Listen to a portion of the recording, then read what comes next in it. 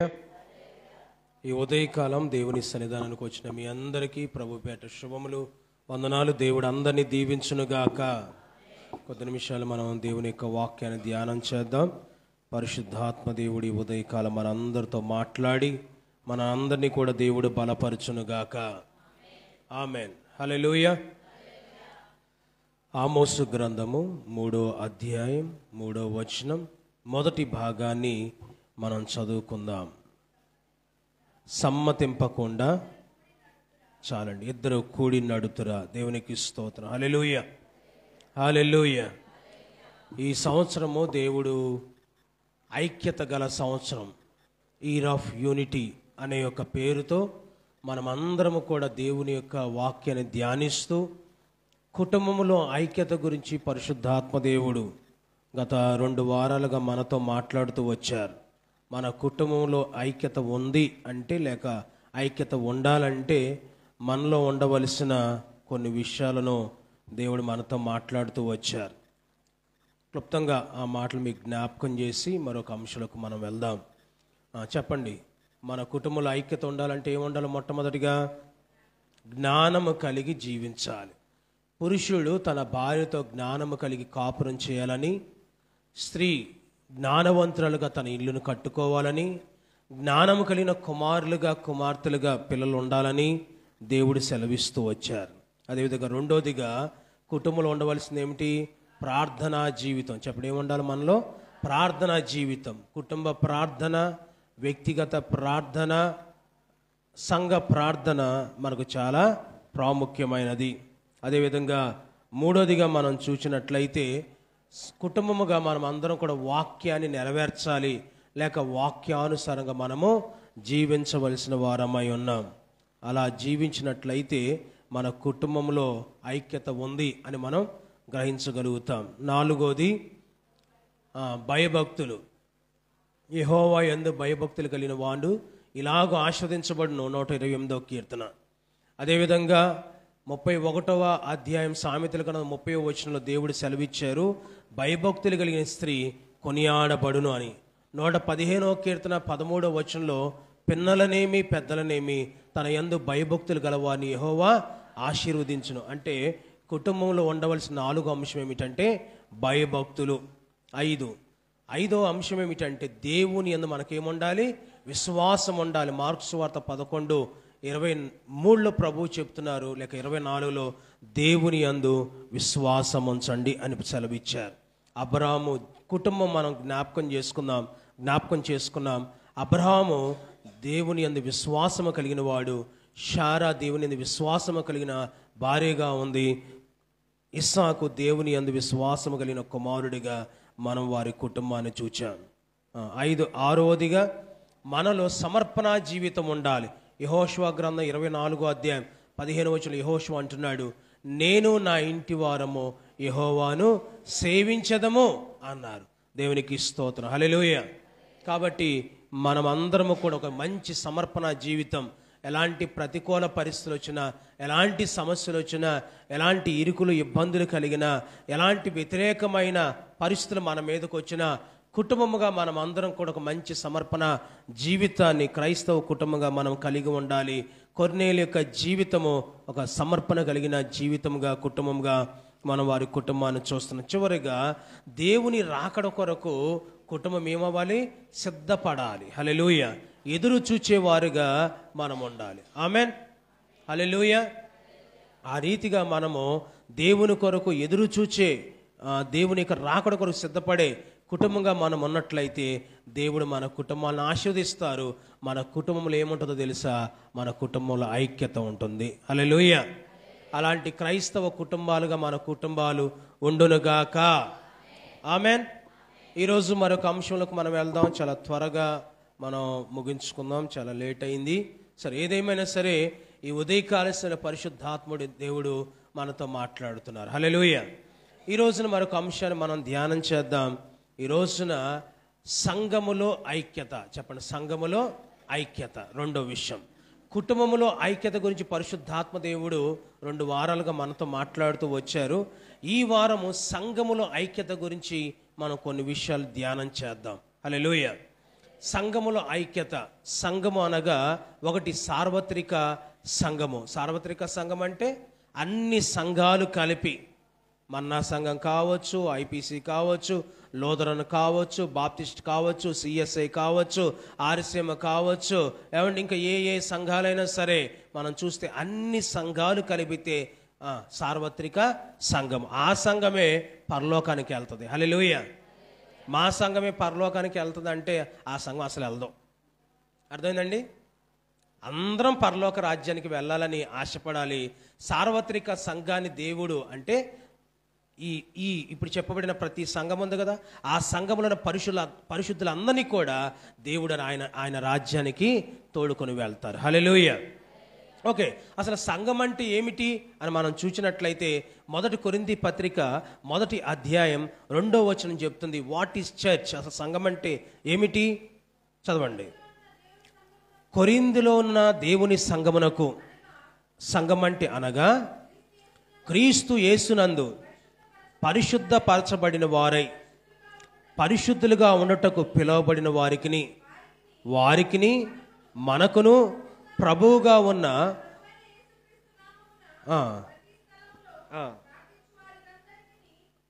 చదవండి. చాలండి, దేవునికి స్తోత్రం. హల్లెలూయా. అసలు సంఘం అంటే ఏమిటో అపోస్తలుడైన పౌలు కొరింథీ సంఘానికి తెలియజేస్తున్నాడు. సంఘం అంటే ఏమిటంటే ఇక్కడ చూడండి, కొరింథీలో ఉన్న దేవుని సంఘమునకు అన్నాడు అని చెబుతూ తర్వాత వివరిస్తున్నాడు. అసలు సంఘం అంటే ఏమిటి అంటే క్రీస్తు యేసునందు పరిశుద్ధపరచబడిన వారై పరిశుద్ధులుగా ఉండుటకు పిలువబడిన వారు సంఘము. హల్లెలూయా. హల్లెలూయా. గ్రీకు భాషలో సంఘానుకున్న పేరేమిటంటే ఎక్లీషియా అంటారు. ఎక్లీషియా అనగా చర్చ్. చర్చ్ అంటే మనం అనుకుంటాం, ఇప్పుడు మన చర్చ్ పేరు, మీ చర్చ్ ఏమిటి, మీ చర్చ్ పేరు ఏమిటంటే మర్డా చర్చ్ అంటారు, ఇంకొక చర్చ్ పేరు చెప్తారు. అసలు చర్చ్ అంటే ఈ కట్టడ కాదండి. చర్చ్ అంటే ఏమిటంటే మనమే సంఘము. హల్లెలూయా. మనమే సంఘం. ఈ బిల్డింగ్ అనేది చర్చి కాదు. బిల్డింగ్ అనేది ఒక కట్టడ మాత్రమే. ఈ కట్టడ ఒక రోజున మనం కూల్చేస్తాం, ఇంకెక్కువ మంది వస్తే పెద్దది చేస్తాం. అర్థమైందా? ఎక్కువ మంది వస్తే ఇంకా పెద్దది చేస్తాం. అంటే ఈ కట్టడ అనేది నిలవదు, కానీ మనము ఎల్లప్పుడూ కూడా ఇక్కడ నిలిచి ఉంటాం. ఇక్కడ నుంచి వెళ్ళిపోతే ఆయన సందులో మనం నిలిచి ఉంటాం. కాబట్టి సంఘము అంటే ఏమిటంటే, సంఘము అంటే పరిశుద్ధపరచబడిన వారు. ఎలాగా? క్రీస్తునందుండి పరిశుద్ధపరచబడిన వారు. అంత మాత్రమే కాదు, పరిశుద్ధులుగా ఉండటానికి పిలువబడిన మనము సంఘమై ఉన్నాం. ఈ సంఘము అనే దానికి చాలా పేర్లు ఉన్నాయి. అంటే మనకి చాలా పేర్లు ఉన్నాయి. మనకి పరిశుద్ధులు అనే పేరు ఉంది. మీరు మిగతా పత్రికలు, మీరు పౌలు రాసిన పత్రికలు చూస్తే మీకు అర్థమవుతుంది. అక్కడ పరిశుద్ధులని పిలుస్తాడు, 2 విశ్వాసులని పిలుస్తారు, 3 పిలువబడిన వారు అన్నారు. ఇక్కడ చూసాం ప్రార్థించు వారందరికీ అన్నాడు. అంటే సంఘం అంటే ఏమిటంటే ఒక్క మాటలో చెప్పాలంటే చీకట్లో నుండి బయటికి పిలువబడిన వారే. హల్లెలూయా. లోకములో నుండి పిలువబడిన వారే సంఘమై ఉన్నాం. హల్లెలూయా. ఈ లోకములో మనం జీవిస్తున్నాము. అయితే ఈ లోకములో నుండి దేవుడు మనల్ని బయటికి పిలిచాడు. ఆ సంఘమే క్రీస్తు సంఘమై ఉంది. క్రీస్తు నందు ఆ సంఘము ఎల్లప్పుడూ కూడా నిలిచి ఉండాలి. ఈ సంఘము కొరకు దేవుడు ఏం చేశాడు? అపోస్తుల కార్యముల గ్రంథం 20వ అధ్యాయం 28వ వచనం చెప్తుంది. ఈ సంఘం కొరకు దేవుడు ఏం చేశారు అంటే, దేవుడు తన స్వరక్తం ఇచ్చి సంపాదించిన, చాలండి, దేవుడు తన స్వరక్తం ఇచ్చి సంపాదించిన సంఘము అన్నాడు. అంటే ఈ సంఘము కోసం యేసుప్రభువు వారు ఏం చేశారంటే ఆయన రక్తాన్ని మన కొరకు అర్పించారు. హల్లెలూయా. ఆయన రక్తమే మన కొరకు యేసయ్య ధారపోశారు. ఆయన రక్తం ఇచ్చి ఆయన మనల్ని కొనుక్కున్నారు. హల్లెలూయా. కాబట్టి ఆయన స్వరక్తం ఇచ్చి సంపాదించిన సంఘం మనం. ఆమేన్. ఒకటి సంఘం అంటే ఏమిటి? క్రీస్తు నందు ఉండాలి. క్రీస్తు నందున్న సంఘము పరిశుద్ధపరచబడి పరిశుద్ధులుగా ఉండటానికి పిలువబడిన వారు. అంత మాత్రమే కాదు, సంఘం అంటే విశ్వాసులు, సంఘం అంటే ప్రార్థించేవారు, సంఘం అంటే పిలువబడిన వారు, సంఘం అంటే పరిశుద్ధులుగా ఉన్నవారు. హల్లెలూయా. హల్లెలూయా. కాబట్టి ఈ సంఘములో రకరకాలైన ప్రజలు ఉంటారు. రకరకాలైన ప్రజలు, రకరకాల మనస్తత్వాలు కలిగిన వారు ఉన్నారు. మీకు ఉదాహరణ చెప్పాలంటే, ఒక తల్లికి 2-3 బిడ్డలు ఉన్నారనుకోండి, లేకపోతే 2 బిడ్డలు ఉన్నారనుకోండి, ఇద్దరు ఒకేలా ఉంటారా? ఇద్దరు అంటే ఆకారం కాదు నేను చెప్పేది, మనస్తత్వం చెప్తున్నాను. ఇద్దరు మనస్తత్వాలు ఒకలాగే ఉంటాయా? ఉండవు. ముగ్గురుంటే 3 రకాలుగా ఉంటారు, నలుగురుంటే 4 రకాలుగా ఉంటారు. అర్థమండి? అందరూ ఒకే రకంగా ఉండరు, ఒకే మనస్తత్వంతో ఉండరు. కానీ ప్రియులారా, ఈ ముగ్గురిని ఇద్దరిని తల్లిదండ్రులు ఏం చేస్తారు? సమానంగా వారిని పెంచుతారు, సమానంగా వారిని చూస్తారు. ఒకే మనసులోనికి వారిని తీసుకురావాలని తల్లిదండ్రులు ఆశపడుతూ ఉంటారు. అదేవిధంగా మనం కూడా రకరకాల బ్యాక్గ్రౌండ్స్ నుంచి వచ్చాం, రకరకాల చదువుల నుంచి, నాగరికత నుండి, పరిస్థితుల నుంచి, ఆర్థిక పరిస్థితుల నుండి, కుటుంబ పరిస్థితుల నుంచి మనమందరము కూడా యేసుక్రీస్తు యొక్క రక్తం ద్వారా కడగబడిన వారమై, పరిశుద్ధపరచబడిన వారమై, మనమందరము కూడా క్రీస్తు సంఘముగా, యేసయ్య సంఘముగా, ఆయన పిల్లలంగా మనమందరం కూడా ఐక్యపరచబడ్డాం. కాబట్టి ఇప్పుడు రకరకాలుగా ఉన్న మనస్తత్వాలు కలిగిన మనమందరం కూడా ఎలా ఉండాలంటే క్రీస్తునందు ఐక్యతగా ఉండాలి. దేవునికి స్తోత్రం. హల్లెలూయా, హల్లెలూయా. ఈరోజు క్రీస్తులో ఉన్న మనము ఐక్యత కలిగి ఉండాలంటే ఒక 3 అంశాలు త్వరగా చెప్పి నేను ముగించేస్తాను. సంఘానికి ఉండవలసిన చాలా అంశాలు ఉన్నాయి, చాలా లక్షణాలు సంఘానికి ఉండాలి. ఈ లక్షణాలు సంఘానికి ఉంటేనే, సంఘములో ఉంటేనే ఆ సంఘం ఐక్యతగా ఉంది అని అర్థం అన్నమాట. ఈ రోజున 3 విషయాలు చాలా త్వరగా చెప్పి నేను ముగించేస్తాను. రండి, మొట్టమొదటి విషయం మనం చూద్దాం. అపోస్తుల కార్యముల గ్రంథం 12వ అధ్యాయం 12వ వచనం చదువుకుందాం. ఇట్లు ఆలోచించుకొని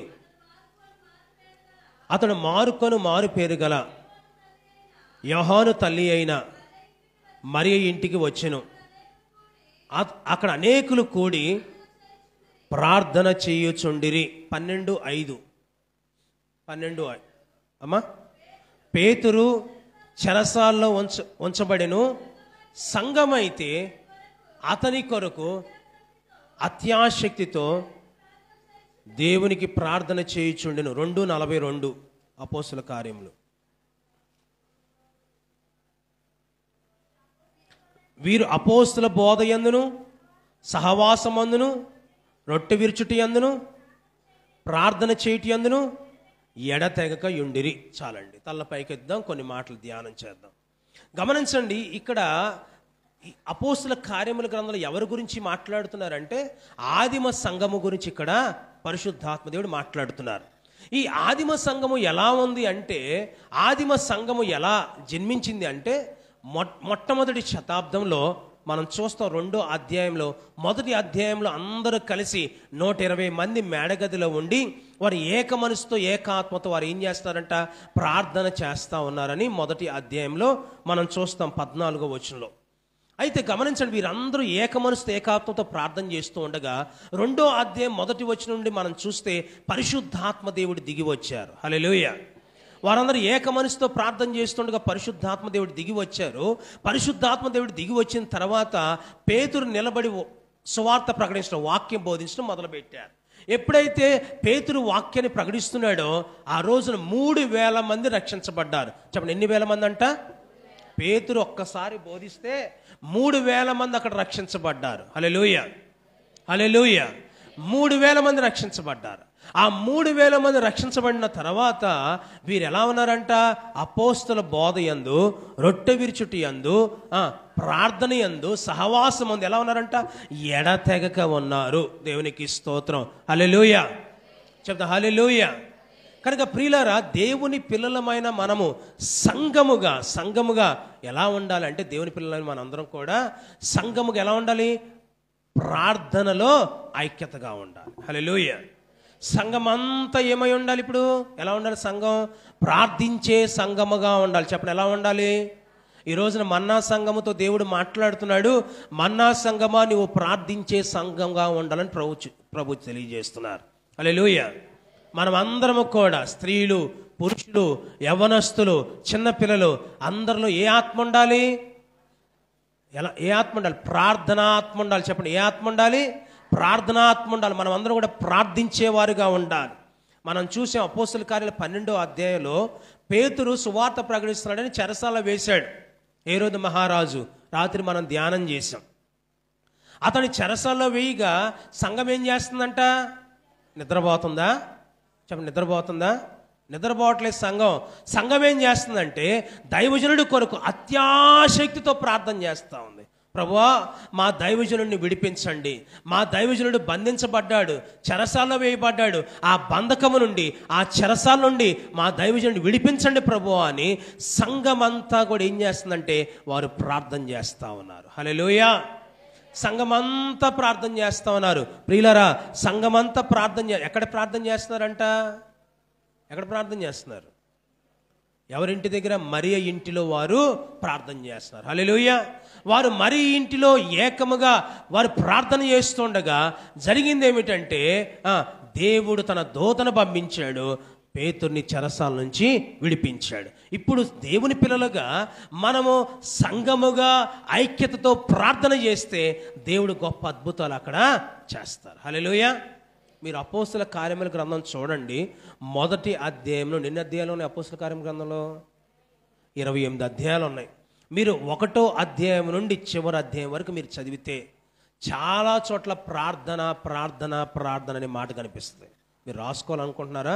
రాసుకోండి, నేను చెప్పేస్తాను. మొదటి అధ్యాయం 14-24 చదవద్దు ఎవరు. మొదటి అధ్యాయం 14-24లో వారందరూ కలిసి ప్రార్థన చేశారు. హల్లెలూయా. ఏక మనసుతో ఎడతెగక ప్రార్థన చేశారు. ఆ తర్వాత 12వ శిష్యుడి కోసం ఈ 11 మంది మిగతా వారందరూ కూడా కలిసి ఏం చేశారంటే 12వ శిష్యుడిని ఎన్నుకునే క్రమంలో వారు ప్రార్థన చేశారు. మొదటి అధ్యాయంలో ప్రార్థన ఉంది. 2వ అధ్యాయం మనం చదువుకున్న 2:42లో ప్రార్థన యందు వారు ఎడతెగక ఉన్నారని మనం చూసాం. 3వ అధ్యాయం మొదటి వచనంలో వారు ప్రార్థనా కాలమున అనే మాట మనం చూస్తున్నాం. దేవాలయానికి వెళ్ళారు. ఎవరో? పేతురు, యోహాను. 4వ అధ్యాయంలో 24వ వచనం మనం చూస్తే 4వ అధ్యాయం 24వ వచనంలో కూడా అక్కడ ప్రార్థన అనే విషయాన్ని మనం చూస్తూ ఉంటాం. హల్లెలూయా. హల్లెలూయా. వారు విని ఏక మనసుతో దేవునికి ఇట్లు బిగ్గరగా మొర్రపెట్టిరి అంటే ప్రార్థన చేశారు. హల్లెలూయా. 4:24లో వారు ప్రార్థన చేశారు. 5వ అధ్యాయంలో ప్రార్థన అనే మాట కనపడదు. 6వ అధ్యాయం 4వ వచనము 6వ వచనంలో వారు ప్రార్థన చేసిరి. అక్కడ వారు 7గురిని ఎన్నుకున్నారు. 7గురిని ఎన్నుకున్న తర్వాత అక్కడ వారి మీద చేతులుంచి వారు ప్రార్థన చేశారు. 4వ వచనం 6వ వచనంలో ప్రార్థన అనే మాట మనం చూస్తాం. 7:60లో మనం చూస్తాం. 7:60, 8:15, 7:60, 8:15, 9వ అధ్యాయం 11వ వచనం 40వ వచనంలో ఎవరు ప్రార్థన చేశారో తెలుసా? సౌలు ప్రార్థన చేస్తా ఉన్నాడు అక్కడ. హల్లెలూయా. 10వ అధ్యాయం 2వ వచనంలో మనం చూస్తాం. 4వ వచనంలో మనం చూస్తాం. అక్కడ కొర్నేలి గురించి రాయబడింది. కొర్నేలి ఏం చేస్తున్నాడంట? ప్రార్థన చేయువాడని. అతడి ప్రార్థన ధర్మకార్యాలు దేవుని సన్నిధికి జ్ఞాపకార్థంగా చేరినవని 4వ వచనంలో మనం చూస్తాం. 11వ అధ్యాయంలో 5వ వచనంలో చూస్తాం. నేను ప్రార్థన చేస్తూ ఉండగానే పేతురు మాట్లాడతాడు అక్కడ 11:5లో. 12వ అధ్యాయం మనం చదువుకున్న 5వ వచనం 12వ వచనం ఇప్పుడు మనం చదువుకున్నాం. 13వ అధ్యాయంలో 2వ వచనంలో 3వ వచనంలో అక్కడ ప్రార్థన అనే మాట మనం చూస్తాం. అంతియోకియ సంఘములో ప్రార్థించేవారు అక్కడ ఉన్నారు. వారు ప్రార్థన చేస్తూ ఉండగా పౌలును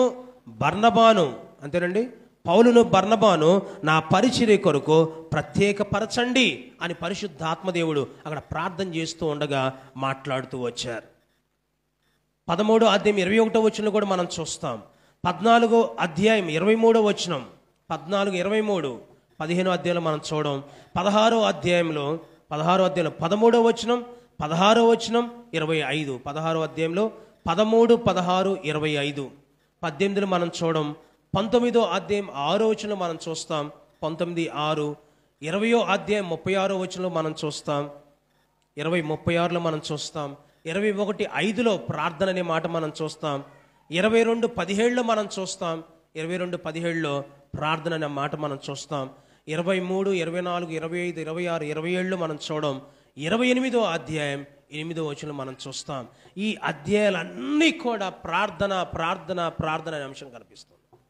హల్లెలూయా. మరి మిగతా అధ్యాయంలో ప్రార్థన అనే మాట కనపడతలేదు కదండి అంటే ప్రార్థించేవారు ప్రతి అధ్యాయంలో మనకు కనిపిస్తారు. హల్లెలూయా. హల్లెలూయా.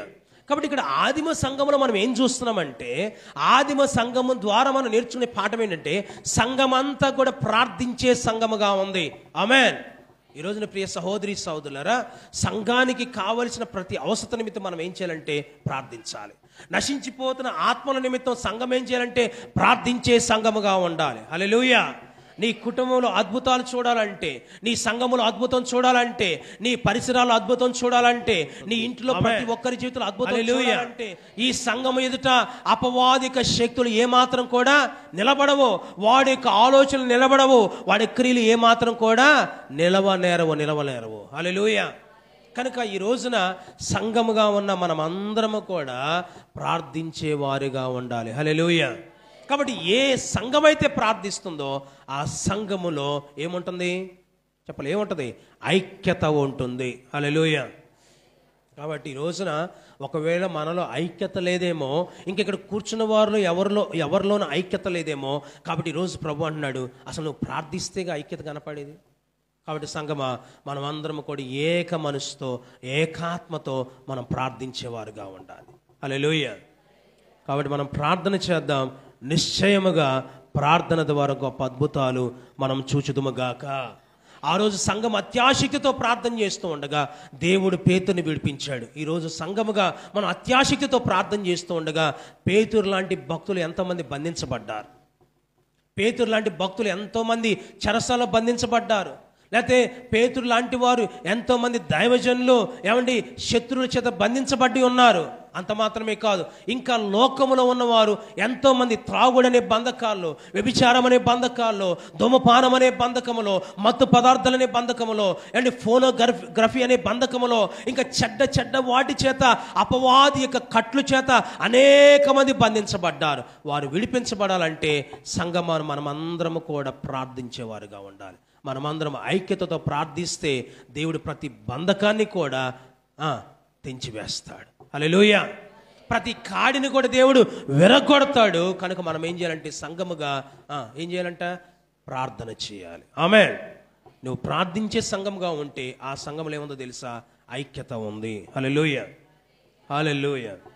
రెండో విషయం, సంఘములో ఉండవలసిన మరొక అంశం ఏమిటంటే సరి అయిన వాక్య ధ్యానం ఉండాలి. సరి అయిన వాక్య ధ్యానం. ఏదో వాక్యము ప్రతి శనివారం వచ్చాం, ప్రతి శుక్రవారం స్త్రీల కూడికి వచ్చాం, ప్రతి ఆదివారం సంఘారాధనకు వచ్చేసాం అనుకొని సంఘముగా మనం అందరం కూడా వాక్యాన్ని వినేసి వెళ్ళిపోయేవారుగా ఉండకూడదు. వాక్యాన్ని వినేసి వెళ్ళిపోతే ఉపయోగం లేదు. ఆ వాక్యము నీ జీవితంలో కార్యము చేయాలి. హల్లెలూయా. ఆ వాక్యాన్ని మనం ఏం చేయాలి? ధ్యానించేవారుగా ఉండాలి. మొదటి కీర్తన ఏం చెప్తుంది? మొదటి కీర్తన చెప్తున్న మాట ఏంటంటే అమ్మా ఓకే చదవండి. యెహోవా ధర్మశాస్త్రమందు ఆనందించు, దివారాత్రము దాన్ని ధ్యానించువాడు ధన్యుడు, అతడు చేయనిదంతయు సఫలమవుతుంది. ఆమేన్. హల్లెలూయా. కాబట్టి సంఘంగా మనం చేయవలసింది ఏంటంటే అనుదినము దేవుని యొక్క వాక్యాన్ని ఏం చేయాలి? ధ్యానించాలి. వాక్యం చదవటంతో అవ్వకండి, ముగించకండి. వాక్యం చదవటంతో ముగిస్తే ఎలా ఉంటుందో తెలుసా? అన్నం కూరలు వండుకున్నట్టు ఉంటుంది అన్నమాట. అన్నం కూరలు వండుకుంటే సరిపోద్దండి? వండుకుంటే సరిపోద్దా? ఏం చేయాలి? దాన్ని తినాలా వద్దా? తినాలి అంటే మనం ఏం చేయాలి? వండుకున్నది పెట్టుకొని ప్లేట్లో పెట్టుకొని చక్కగా తింటే మనకేమొస్తుంది? ఆరోగ్యం వస్తుంది. మీకు గేదెలు, పశువులు తెలుసు కదండి. అవి ఏం చేస్తాయి? గడ్డేస్తారు. గడ్డేసినప్పుడు ఫుల్గా తింటేవి. అవి తినిన తర్వాత ఏం చేస్తాయి? చక్కగా పడుకొని ఆరాంసే అవి నెమరు వేస్తా ఉంటాయి. ఇప్పుడు మనం ఇక్కడ కూర్చుని వాక్యం వింటున్నాం, లేకపోతే శనివారం శుక్రవారం కూడికలు, ఇంకా మిగతా కూడికల్లో టీవీలో దైవజనులు చెబుతున్నప్పుడు, లేకపోతే ఎక్కడైనా వాక్యం మీరు వింటున్నప్పుడు, చదువుతున్నప్పుడు మీరు ఏం చేయాలంటే వినండి. వినిన తర్వాత మీరు ఏం చేయాలంటే ఆ వాక్యాన్ని ఏం చేయాలి? నెమరు వేయాలి. అంటే ధ్యానించేవారుగా ఉండాలి. వాక్యం వినటంతో సరిపోదు. వాక్యం నీ జీవితంలో కార్యము జరగాలి అంటే నీవు ఆ వాక్యాన్ని ధ్యానించాలి. అందుకని యేసుప్రభువారు అన్నారు, నా యొద్దకు వచ్చి నా మాటలు విని దాని ప్రకారము చెయ్యవాడు బండ మీద తన ఇల్లు కట్టుకున్నట్లుగా ఉన్నాడు. అంటే వాక్యం మీద మన జీవితాన్ని కట్టుకోవాలి. నీ కుటుంబం నిలబడాలి అంటే, నీ సంఘం నిలబడాలంటే, నీ జీవితం నిలబడాలి అంటే వాక్యం అనే పునాది మీద మనం ఏం చేయాలి? మన కుటుంబాలను కట్టుకోవాలి. హల్లెలూయా.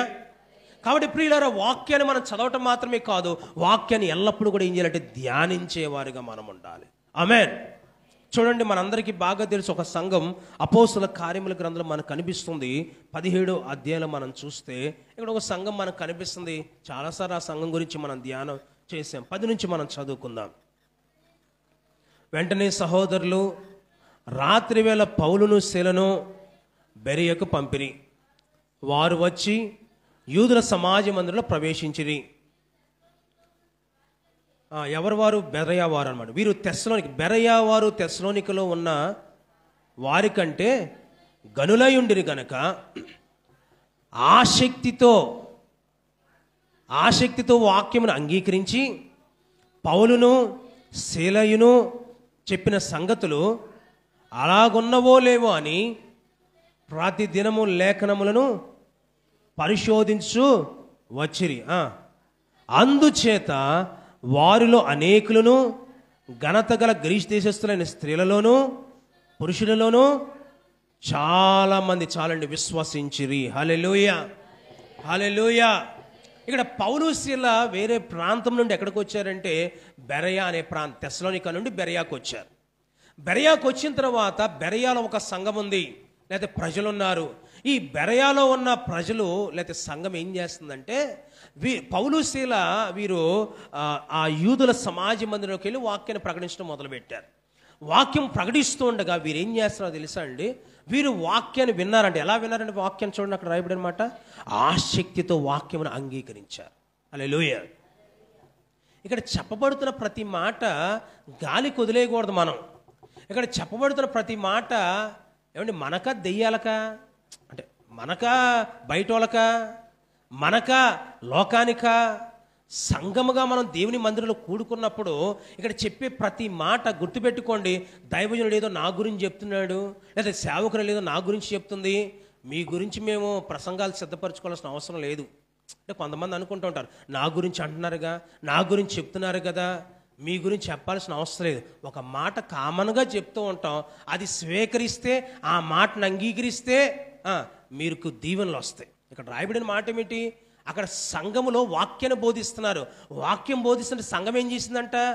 ఆసక్తితో రిసీవ్ చేసుకున్నారు, వారు అంగీకరించారు. వారు ఒక మాట నేను చెప్తున్నాను, ఇక్కడ సేవకుడు కానీ సేవకురాలు కానీ మేం కాదు, ఎవరు నిలబడి ఇక్కడ మాట్లాడినా అది దేవుని మాట కాబట్టి, దేవుడు చెప్పిన ప్రతి మాట సేవకుడు మాట్లాడతాడు కాబట్టి, ఇక్కడ నిలబడిన వారు మాట్లాడతారు కాబట్టి మనం ఏం చేయాలంటే దాన్ని రిసీవ్ చేసుకోవాలి. హల్లెలూయా. రిసీవ్ చేసుకుంటే దీవించబడతాం, అంగీకరిస్తే దీవించబడతాం. ఇక్కడ ఏం జరిగిందో తెలుసా? బెరయా సంఘం అంట ఆసక్తితో అంగీకరించారు దేవుని వాక్యాన్ని. హల్లెలూయా.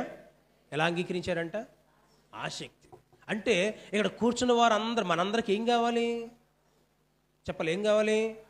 ఆసక్తిలోనే నిద్రపోతారు, ఆసక్తిలోనే ఇంటి గురించి ఆలోచన చేస్తారు, తర్వాత వండుకునే కూర గురించి ఆలోచిస్తారు. చికెన్ తెచ్చుకుందామా, మటన్ తెచ్చుకుందామా, ఫిష్ తెచ్చుకుందామా, లేకపోతే ఇంకేం తెచ్చుకుందామా అని ఆలోచన చేస్తూ ఉంటారు. లేకపోతే ఇక్కడ ఈరోజు ఎక్కడికి వెళ్దాం, ఈరోజు తర్వాత ఇంకొక చోటకి వెళ్ళాలి కదా, ఇంకొక ఊరు వెళ్ళాలి కదా, అక్కడి నుంచి ఇంకో చోటకి వెళ్ళాలి కదా, అక్కడి నుంచి ఇంకో చోటకి వెళ్ళాలి, ఇలా అన్నీ కూడా మైండ్లో పెట్టుకుంటారు. మనలో ఏముండాలంటే ఆసక్తి ఉండాలి.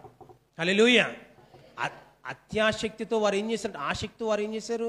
అత్యాసక్తితో ప్రార్థన చేశారు. ఇక్కడ రెండోదిగా చెప్తున్నాడు దేవుడు, ఆసక్తితో వాక్యాన్ని మనం ఏం చేయాలంట చెప్పాలి? ఏం చేయాలి? అంగీకరించాలి. హల్లెలూయా. బెరయా సంఘం ఆసక్తితో వాక్యాన్ని అంగీకరించింది. అంగీకరించిన వీరు ఏం చేశారో తెలుసా? ఇంటికి వెళ్ళి లేఖనములు ఏం చేశారంట చెప్పాలి? ఏం చేశారు? పరిశోధించారు.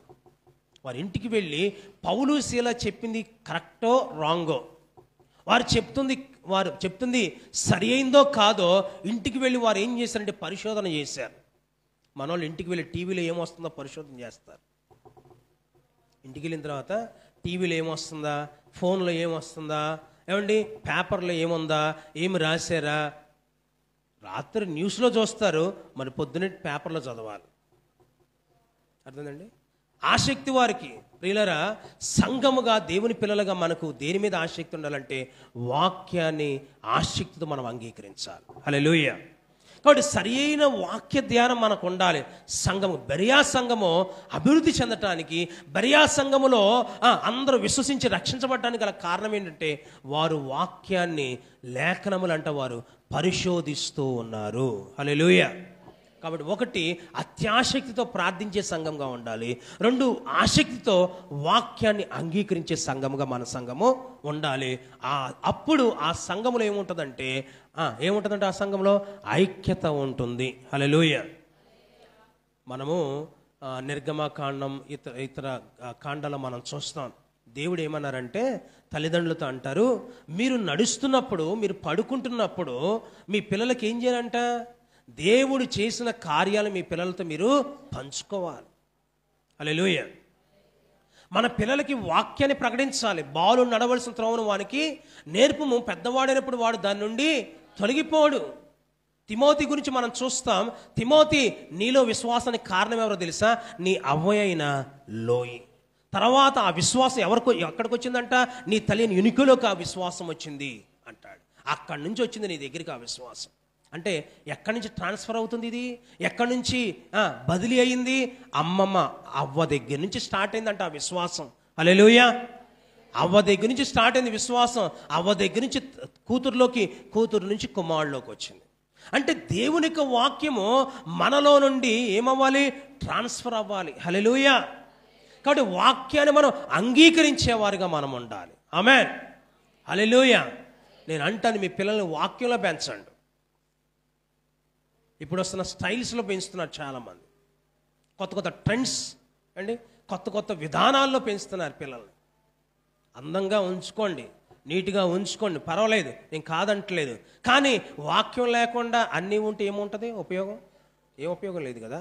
రక్షణ లేకుండా అన్నిట్లో ఫస్ట్ ఉంటే, అన్నిట్లో ఫస్ట్ మావాడు పరుగు పందెంలో ఫస్ట్, క్రికెట్లో ఫస్ట్, చదువులో ఫస్ట్, దానిలో ఫస్ట్, దీనిలో ఫస్ట్, మరి రక్షణలో లాస్ట్. రక్షణలో లాస్ట్, చర్చికి రావటంలో లాస్ట్, తినటంలో 5 ప్లేట్లు ఫస్ట్. అర్థమైందా? ఫుల్గా ఫస్ట్ ఉంటారు వీటిల్లో. కానీ దేవుని విషయాల్లో, మందిరానికి వచ్చే విషయంలో ఆసక్తిగా మనం ఉండాలి. హల్లెలూయా. కాబట్టి ప్రియులారా, వీరు ఆసక్తితో దేవుని యొక్క వాక్యాన్ని అంగీకరిస్తున్నారు.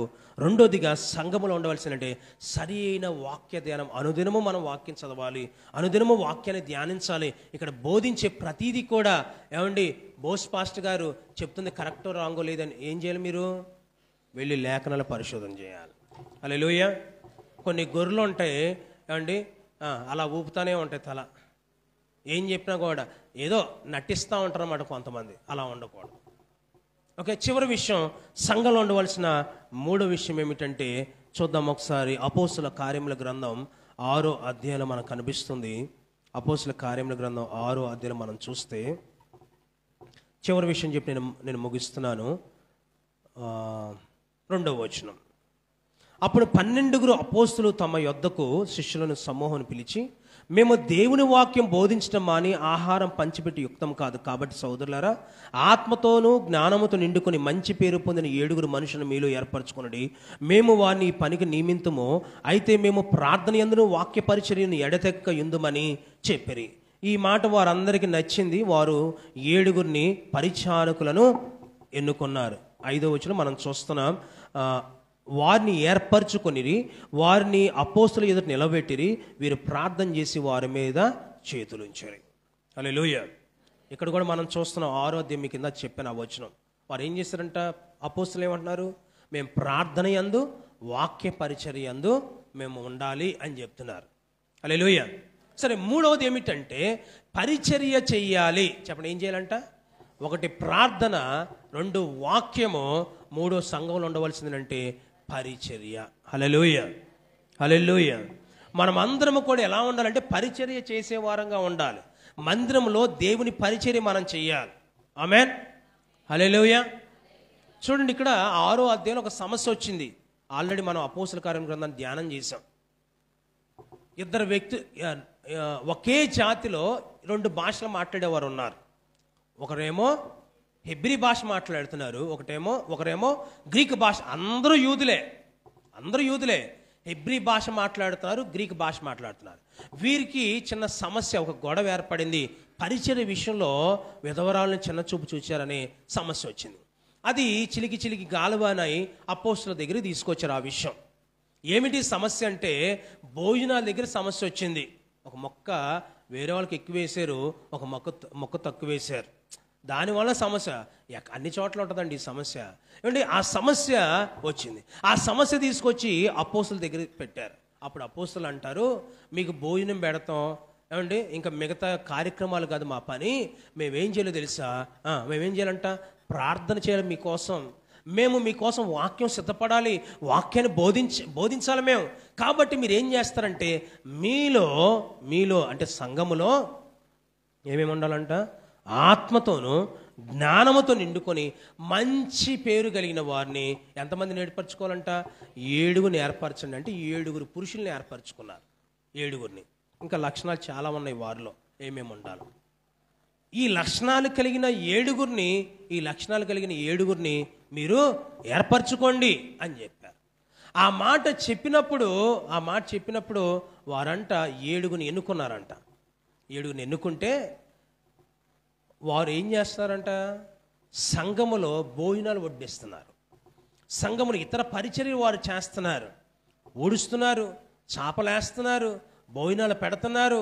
ఇక ఏదైనా సరే వారే పరిచర్యగా, వారే అన్ని విషయాల్లో పరిచర్య చేస్తారు. హల్లెలూయా, హల్లెలూయా.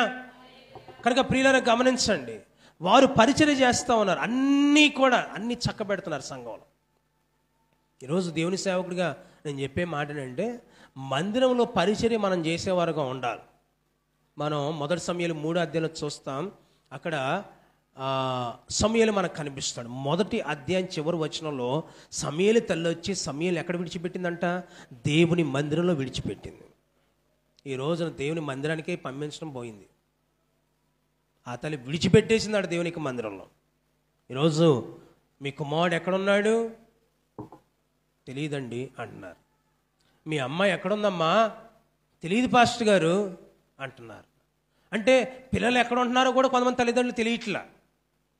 వారు ఎక్కడ ఉండాలి, దేవునికి మందిరంలో ఉండాలి. సమూయేలు తల్లి పాలు విడిచిన తర్వాత విడిచిపెట్టిందంట మందిరంలో. హల్లెలూయా. మరి సమూయేలు ఏం చేస్తున్నాడు, దైవజనుడి దిగుడు ఉండి దేవునికి మందిరంలో అతడు ఏం చేస్తున్నాడు, పరిచర్య చేస్తున్నాడు. కాబట్టి దేవుని స్వరాన్ని వినగలిగాడు సమూయేలు. హల్లెలూయా, హల్లెలూయా. అర్థమైందా మీకు? సమూయేలు దేవుని మందిరంలో పరిచర్య చేస్తున్నాడు కాబట్టి దేవుడు సమూయేలు సమూయేలు సమూయేలు అని పిలిచాడు 3 మార్లు. అర్థం కాల, దైవజనుడు పిలుస్తున్నాడేమో అనుకున్నాడు. నాలుగోదిగా మనం చూస్తే ఏమండి 4సారి దేవుడు పిలిచాడు. హల్లెలూయా. అర్థమైందా? 4సారి దేవుడు పిలిచాడు.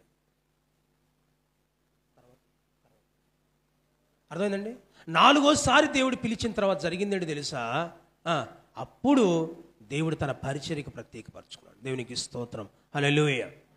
అర్థమైందండి? అంటే ఎందుకు ఈ మాట నేను చెప్తున్నా అంటే, దేవుని సేవకుడిగా మన పిల్లలు ఎక్కడ ఉండాలంటే దేవుని యొక్క మందిరంలో ఉండాలి. ఆమేన్, హల్లెలూయా. మరి ఈ రోజున మీ పిల్లలు ఎక్కడ ఉండాలో తెలుసా? దేవుని మందిరంలో ఉండాలి. అందుకే నేను చెప్తున్నాను, చిన్న పిల్లలైనా సరే ఎక్కడ ఉండాలి?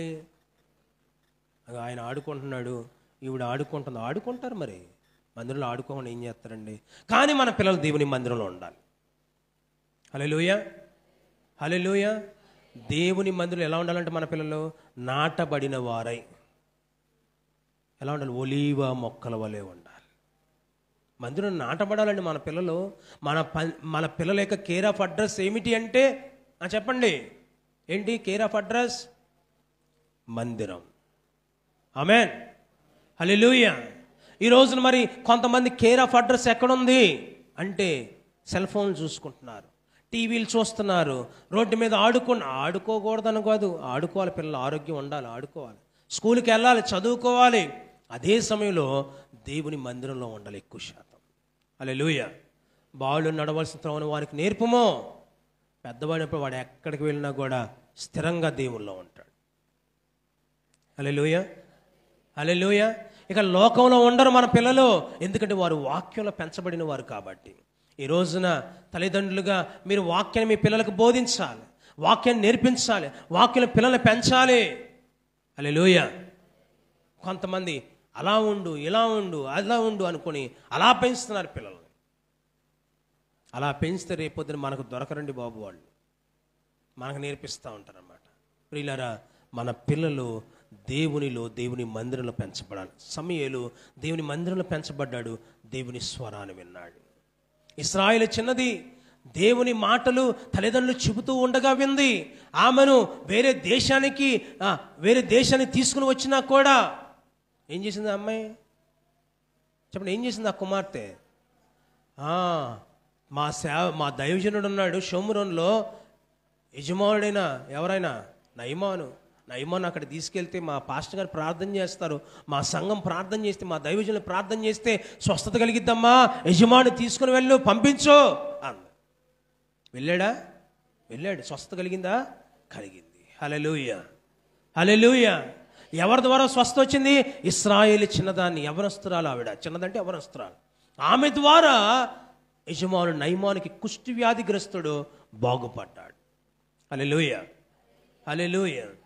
తిమోతి, తీతు, ఇతరులు పౌలుకి తోడుగా ఉండి పౌలుతో పాటు కలిసి పరిచర్య చేశారు. వారు సువార్తలు వారు తిరిగారు.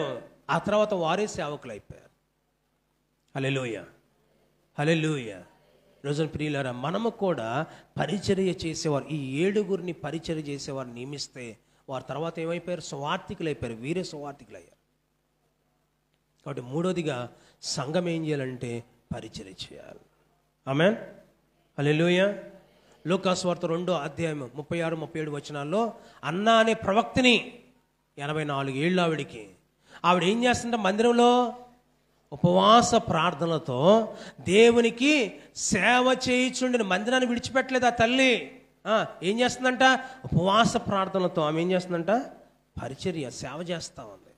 కనుక ప్రియులారా, మూడోదిగా దేవుని పిల్లలుగా సంఘములో ఉన్న మనమందరం, సంఘం అంతా కూడా పరిచర్య నేర్చుకోవాలి. ఏం నేర్చుకోవాలి?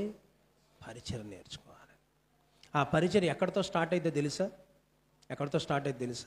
బాత్రూమ్ కడిగడితో ప్రారంభమైంది. కొన్ని సంఘాల్లో బాత్రూమ్లు కడుగుతారు. ఇంతకుముందు మీకు చెప్పాను ఒక సాక్ష్యం. ఒక సహోదరి ఒక దైవజనుడికి ప్రైజ్ లార్డ్ చెప్పిందంట. ప్రైజ్ లార్డ్ చెప్తే, ప్రైజ్ లార్డ్ అమ్మా అన్నారంట. మీరు పలానా ఫ్లైట్లో వచ్చారు కదండి అందంట ఆవిడ. అవునమ్మా, ఫ్లైట్లోనే వచ్చానమ్మా అంటూ మాట్లాడుతూ, మీ సీట్ నెంబర్ ఎంతమ్మా అంటే, నేను ప్యాసింజర్స్ కూర్చునే సీట్లో కాదండి కూర్చునేది, ఆ విమానం నడిపే పైలట్ నేనేనండి అందంట ఆవిడ. ఏం చేస్తుంది తెలుసా ఆవిడ? బకెట్లో పినాయిలు, చీపిరి కట్ట పట్టుకొని వస్తుంది బకెట్లో. అంటే ఏం చేసి వస్తుంది ఆవిడ? ఆ ఫ్లైట్ ల్యాండ్ అయింది హైదరాబాదులో, మధ్యలో కొంత సమయం ఉంది, మందిరానికి వెళ్ళి పరిచర్య చేసి వద్దామని బాత్రూమ్ను కడిగి వెళ్తుందంట ఆవిడ.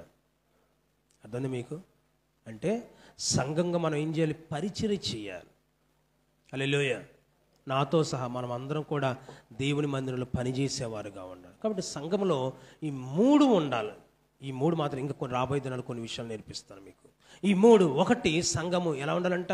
అత్యాశక్తితో ప్రార్థించే సంఘంగా ఉండాలి. 2, సంఘము ఆసక్తితో వాక్యాన్ని ధ్యానించాలి, లేక వాక్యాన్ని చదివేవారుగా, ధ్యానించేవారుగా, సరైన వాక్య ధ్యానం మనలో ఉండాలి. హల్లెలూయా. వాక్యాన్ని అంగీకరించే మనసు మనలో ఉండాలి ఆసక్తితో. మూడోది పరిచర్య చేయాలి. ఇటు లక్షణాలు సంఘానికి ఉన్నట్లయితే ఆ సంఘంలో ఏముంటుందో తెలుసా? ఐక్యత ఉంటుంది.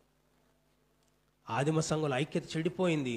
ఇప్పుడు దైవజనులు ఏం చేశారంటే 7 నియమించండి, వారు భోజనాలు పరిచర్య అంతా చేస్తారంటే, ఇప్పుడు ఏం జరిగిందో తెలుసా? సంఘంలో ఏమొచ్చిందంట?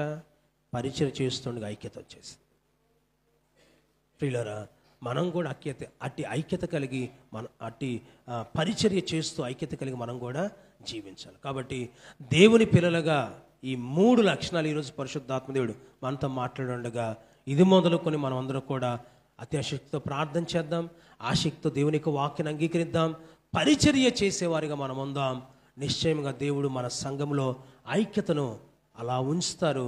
నిశ్చయంగా దేవుడు అటువంటి కార్యం మన సంఘంలో దేవుడు జరిగించునుగాక. ఆమేన్. ప్రార్థన చేద్దాం. అందరూ కళ్ళు మూసుకుందాం. ప్రార్థన చేద్దాం. దేవుణ్ణి అడగండి, ప్రభువా ప్రార్థించే ఆత్మను నాకు దయచేయండి, అట్టి మనసును నాకు దయచేయండి అని మనం ప్రార్థన చేద్దాం. ప్రార్థించండి. అందరూ మోకరించండి, అందరూ మోకరించి ప్రార్థన చేయండి, ప్రార్థన చేయండి. Praise the Lord. Hallelujah, hallelujah, hallelujah, hallelujah. దేవానికి మహిమ కలుగునుగాక, మహిమ కలుగునుగాక.